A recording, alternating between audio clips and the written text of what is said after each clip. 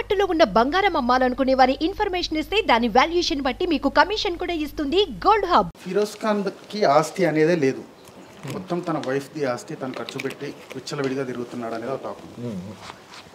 Total wrong. Quran చెప్పిన ఖురాన్ కదే square on my father, నా నాన్న మీద ప్రమాణం. ఎందుకంటే ఆయన నాకు బిగ్గెస్ట్ పర్సన్, అంటే గాడ్ ఫాదర్, ఐడిల్ అంతే మా నాన్ననే. చనిపోయినారు ఆయన. 100 రూపాయలు కూడా తీసుకోలేదు. ఎవ్రీ మంత్ ఎంత ఎక్స్పెండిచర్ అవుతుంది నా భార్య నాతో తీసుకుంటుంది. మా భార్య దగ్గర మస్తు డబ్బులు ఉన్నాయి. కానీ ఒక వాస్తవం చెప్తా, ఐ థింక్ మీకు అర్థమవుతుంది, అర్థం కాదు, కానీ వీళ్ళిద్దరికీ అర్థమవుతుంది. హస్బెండ్ 100 రూపాయలు కూడా ఇస్తే ఆ భార్యకి అది చాలా నచ్చుతుంది.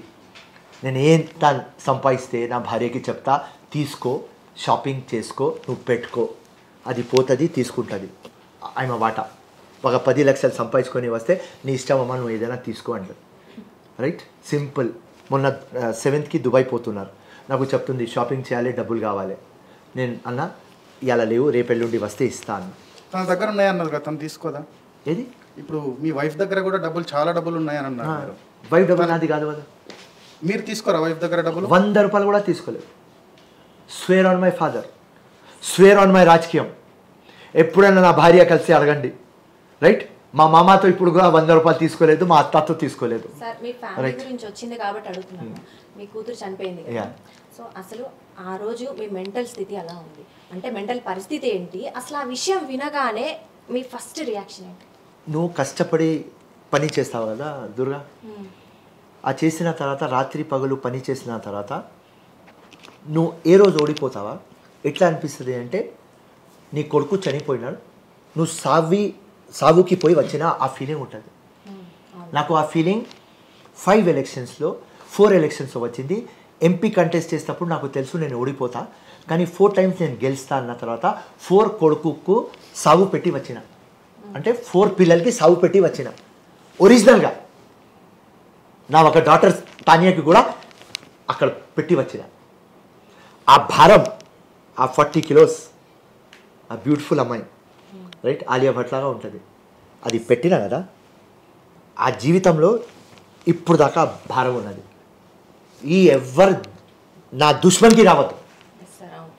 సో ఆ రోజు నా తమ్ముడు చెప్పినాడు, ఫిరోజ్ అన్న ఉజ్నమా పక్క ఉన్నది.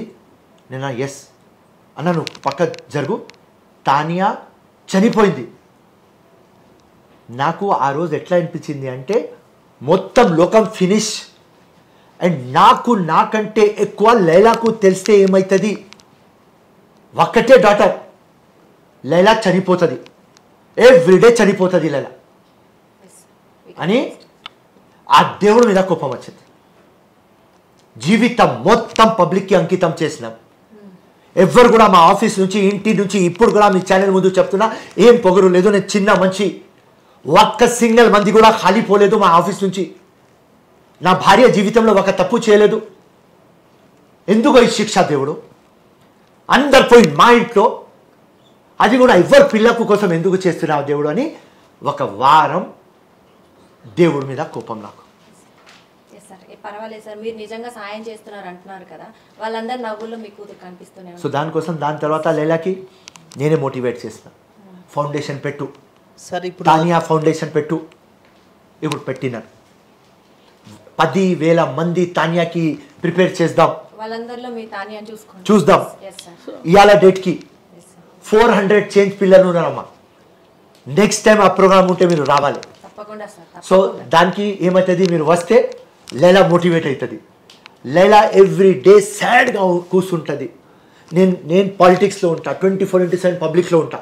నాకు ఎట్లా అయింది అంటే, దేవుడికి ఏం చెప్పినా అంటే, నాంపల్లిలో దొంగ ఓట్లు ఈ లంగా పార్టీ పెట్టి నాకు ఇంత కష్టం మీరు ఇస్తున్నారు, వేరే ఏదైనా మంచి సీట్ ఉంటే 50,000తో గెలుస్తా, 30,000తో గెలుస్తా.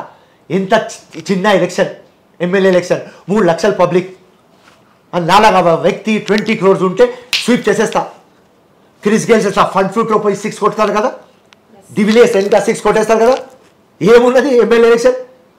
ఏదైనా గ్రేట్ మౌంట్ ఎవరెస్ట్ ఎక్కాలి, ఏం లేదు, చిన్న ఎలక్షన్. ఇంత కష్టం నువ్వు నాంపల్లిలో నాకు ఇచ్చేసి మళ్ళీ లేలాకి ఏం ప్రాబ్లం ఇచ్చినావా దేవుడును? విప్లవం కోసం ఫైట్ చేయాలి, భార్యకి సంలాయించాలి, ఏం నాకు కష్టం. ఆయనకు మోటివేట్ చేసిన లేలాకి. లైలా మోటివేట్ అయింది. 4 months పడింది నాకు. దాని తర్వాత ఇలా ఎవ్రీడే ఈవినింగ్ వచ్చి ఇలా ఈ పాప ఇట్లా చేసింది, ఈ అబ్బాయి ఇట్లా చేసింది అని ఒక 400 మంది మొత్తం టీం తయారైంది. ఫిరోజ్ ఖాన్ గారు, మీ డాక్టర్ కేసుకు సంబంధించి ఎవరున్నారో తెలుసు, అతనికి పనిష్ చేసేదాకా నేను ఊరుకోనని చెప్పేసి గతంలో చెప్పారు. పనిష్మెంట్ అయిందా? 100% ట్రయల్ స్టార్ట్ అవుతుంది. 14th March నుంచి ట్రయల్ స్టార్ట్ అవుతుంది. 100% 2 years 3 years శిక్ష పడుతుంది. 100% జైలుకి పంపిస్తుంది. సార్, ఫ్యామిలీ విషయం పక్కన పెడితే చీమలు పెట్టిన పుట్టలోకి పాములు వచ్చినట్టు అయిపోయింది కాంగ్రెస్ పరిస్థితి ఈరోజు అని చెప్పేసి టాక్ కాదు, బహిరంగంగానే అనిపిస్తుంది. మరి ఆ పాములున్న పుట్టలోకి చీమలు రానేస్తారంటారా? 100% ఉన్నది. 100% నువ్వు రా నాతో సెక్రటరీ ఇప్పుడు. 100% ఎవరు చెప్తే పని అవుతుంది.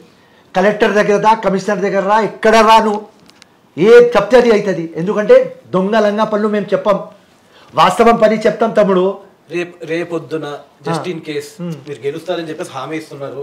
ప్రతిసారి అలాగే అనుకుంటారు, ఈసారి కూడా చూద్దాము గెలుస్తారేమో. ఒకవేళ గెలవకపోతే ఎమ్మెల్సీ ఇచ్చి మీకు మినిస్ట్రీ ఇచ్చే ఛాన్స్ ఉందా? 100% ఉంటుంది. అంత సన్నిహితం ఉందా మీకు గవర్నమెంట్ తో? 100%. రేవంత్ అన్న 100% కూడా మిమ్మల్ని తమ్ముళ్ళలాగే చూస్తారు. రేవంత్ అన్న ఫస్ట్ డే అప్పుడు రేవంత్ అన్న వేరు, ఈరోజు సీఎం రేవంత్ అన్న. ఓకే, అది అది అది అది ఉండని. ఆయన అందరికీ సీఎం, అందరికి సీఎం. నాకు రేవంత్ రెడ్డినే నేను చెప్తా. రేవంత్ రెడ్డి అన్న చెప్పాలి, ఎందుకంటే ముఖ్యమంత్రి అయినాడు. ఇప్పుడు ముఖ్యమంత్రి సాబ్ అని అద్దం ముందు ప్రాక్టీస్ చేస్తున్నా, లేకుంటే నేను ఎప్పుడు రేవంత్ రెడ్డినే మాట్లాడతా, ఖుల్లా చెప్తున్నా. అన్న అని కానీ గారు అని కానీ సంబంధించిన చెప్పలేదు ముందుగా. ఇలా ఆయన ముఖ్యమంత్రి అయినాడు, ఆయనకు ఇజ్జత్ పెట్టాలి. నేను మా ముఖ్యమంత్రి, మన అందరు ముఖ్యమంత్రి, ఆయన హోదా పెద్దగా అయింది. ఆ ప్రేమ అభిమానం అట్లనే ఉన్నది. ఫస్ట్ డే కలిసిన రేవంత్ రెడ్డితో అట్లనే ఉన్నది, ఇలా కూడా అట్లనే ఉన్నది.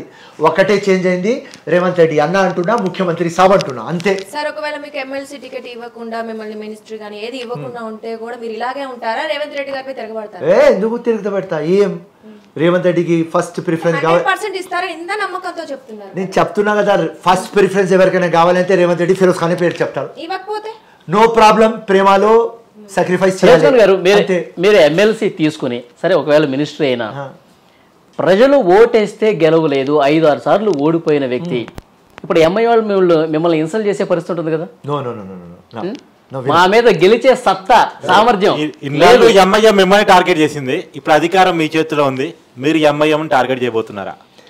110%, నో డౌట్. నేను ఇవాళ నువ్వు రాసుకో, ఇలా రాసుకో. వీళ్ళు వచ్చి మా ముఖ్యమంత్రికి నాకుతున్నారు కదా, మా ముఖ్యమంత్రి కూడా నాకు అని చెప్తున్నారు. ఎందుకు మా ముఖ్యమంత్రి చేస్తున్నా నేను కూడా అది చెప్తా. 64 ఫిగర్ ఉన్నది, వీళ్ళ దగ్గర 7 ఉన్నది. ఎంపీ ఎలక్షన్ తర్వాత బై డిఫాల్ట్ ఒక్క సీట్ బీఆర్ఎస్ గెలవచ్చు, బై డిఫాల్ట్. అది కూడా మేదక్. ఎంపీ రిజల్ట్ వచ్చిన తర్వాత బీఆర్ఎస్ నుంచి మినిమం 22 ఎమ్మెల్యేస్ వస్తున్నారు. ఏ రోజు వాళ్ళు వచ్చిన తర్వాత వాళ్ళు నాకు అంటే రేవంత్ రెడ్డి నాకనియాడు. ఇది రాసుకోను. మీ ప్రభుత్వమే పడిపోతుందని బీజేపీ వాళ్ళు చెప్తుంటే మీరు మొత్తం బీఆర్ఎస్ ఎవ్రీడే మేము పవర్ఫుల్ అవుతున్నాం. ఎంతమంది ఫోన్లు మా ముఖ్యమంత్రికి కానీ మా సీనియర్ మినిస్టర్స్కి కానీ నాకు వస్తున్నాయి. మీకు ఛాన్సే లేదంటారా? ఇంపాసిబుల్. ఏక్నాథ్ షిండే అని చెప్పేసి impossible, Himachal Pradesh impossible. Everyday, day by day రాసుకో. రాజకీయం ఇడిసేస్తా, ఏ ఛానల్ ముందు మాట్లాడను. లాస్ట్ టైమే చెప్పిన, నేను ఎలక్షన్ ముందు ఏం చెప్పినా, గోడ మీద నా రక్తంతో రాసుకో, రాజకీయం ఇడిసేస్తా, రేవంత్ రెడ్డి ముఖ్యమంత్రి అవుతుంది, కాంగ్రెస్ వస్తుంది, నేను మినిస్టర్ అవుతా అని చెప్పిన. రేవంత్ రెడ్డి ముఖ్యమంత్రి అయిపోయినాడు, కాంగ్రెస్ వచ్చేసింది, మీరు హోమ్ మినిస్టర్ మాత్రం అవ్వలేదు. హోమ్ మినిస్టర్ చెప్పిన, మినిస్టర్ చెప్పిన. అంటే హోమ్ మినిస్టర్ ఎక్స్పెక్ట్ చేస్తున్నారు. నువ్వు నా మనసులో మాట అయితే ముఖ్యమంత్రి అంటారా తమ్ముడు? ముఖ్యమంత్రి కావాలి, హోమ్ మినిస్టర్ ఉంటారా తమ్ముడు? అంటే ఇప్పుడు డైరెక్ట్ రేవంత్ గారిని టార్గెట్ చేశారా? ఏదైనా కానీ నా మనసులో చెప్పు అంటే ముఖ్యమంత్రి కావాలి. అయ్యే మొహమ్మద్. ఇంకొక విషయం మాట్లాడితే మీరు రక్తం అంటున్నారు, విప్లవం అంటున్నారు, అసలు ఈ భావజాలం అంతా మీకు ఎప్పుడు అలవాటు అయింది? దాని బ్యాక్ స్టోరీ ఏంటి అసలు? ఎందుకు అలాగా? మాట్లాడేటప్పుడు కూడా మీరు బాగా ఆవేశంగా మాట్లాడేస్తూ ఉంటారు. అంటే అలా మాట్లాడితేనే పబ్లిక్ లోకి వెళ్తాము అని చెప్పేసి ఎవరైనా చెప్పారా? అది నా క్యారెక్టర్. లేకపోతే మీరు అలా నేర్చుకున్నారు? అది నా క్యారెక్టర్. విప్లవ అంటే ఎక్కడొచ్చో బ్యాక్ స్టోరీ ఉంటుంది కదా. బ్యాక్ స్టోరీ ఏమున్నది అంటే ఆ పాత రోజుల్లో ఒకవేళ నా జన్మం పాతది ఉంటే నేను ఒక యోధలాగా పుట్టిన, ఒక గ్లాడియేటర్ లాగా పుట్టిన, ఒక స్పార్టకస్ లాగా పుట్టిన, ఒక బాహుబలి లాగా పుట్టిన, అది ఉన్నది రా. మగధీర మర్చిపోయారు. మగధీరలాగా రైట్, భగత్ సింగ్ లాగా. సార్ ఫైనల్ గా చెప్పండి, ఒక మాట చెప్పండి. ఎంఐఎం బూట్ నాకుతుంది రేవంత్ రెడ్డి, అంతకుముందు కేసీఆర్ బూట్ నాకింది, ఇదేగా మీరు చెప్పదలుచుకున్నారు. ఇంతమందిని నాకేవాళ్ళు వీరితో ఎందుకు గొడవ? మీతో రాజకీయ ఎప్పుడు రాలేదా? ఎవరితో? నాతో చెప్పినారు వాళ్ళు. కాంప్రమైజ్ గా రాబాయి, ముస్లిమ్స్ లో నువ్వు ఒక మంచి గట్టోడు రాబాయి, అక్బరుద్దీన్ కి హెల్త్ బాగా ఉంటలేదు, నువ్వు అసెంబ్లీ సంలాయించు రాబాయి, నువ్వు కూడా లంగా మాటల్లో ఎక్స్పర్ట్ రా, నువ్వు వచ్చేయని ఆఫర్ చేస్తారు నాకు. కానీ నేనేమన్నా అంటే నీ ఐడియాలజీ నాకు సెట్ కాదు. మీరు ఉత్తి తుర్కోల కోసం మాట్లాడతారు, ముస్లిం కోసం మాట్లాడతారు, కొత్త నేర్పించుకున్నారు, జై భీమ్ అంటున్నారు, జై భీమ్ అన్నారు. జై భీమ్ అంటే జై ముస్లిమ్స్, జై భీమ్ అన్నారు, జై భీమ్ అంటున్నారు. మీరు మొత్తం దొంగ నాటకం చేస్తారు. మీరు ఏం చెప్తారు? పబ్లిక్ గురించి మాట్లాడవద్దు, వాళ్ళు మేకల్లాగా పెడదాం, నువ్వు కోటీశ్వరుడుగా కానీ పబ్లిక్ గురించి మాట్లాడవద్దు అని మీరు చెప్తారు. కాబట్టి నేను ఈ పార్టీలో రాను.